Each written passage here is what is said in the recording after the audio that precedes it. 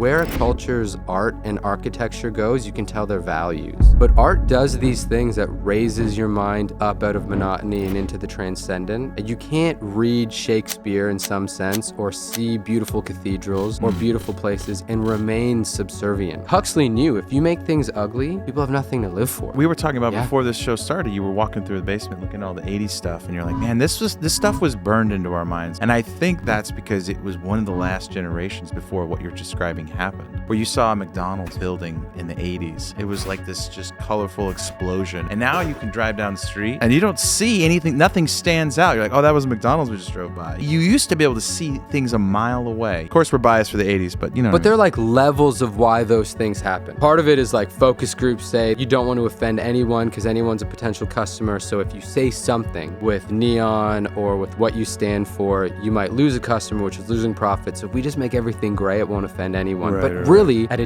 deep subconscious level, it offends every single person because it's disgusting. We think demonic stuff always has to be spooky, crazy, flames, shadows. But I think a lot of demonic stuff that exists in our modern time is like gray IKEA floors, walls, beige. I think it's the mediocrity. So many people are miserable because they walk into a government building for work every day. Yeah. Because it's this concrete box. And you're like, dude, if it was just a little bit better designed, you might have happy employees.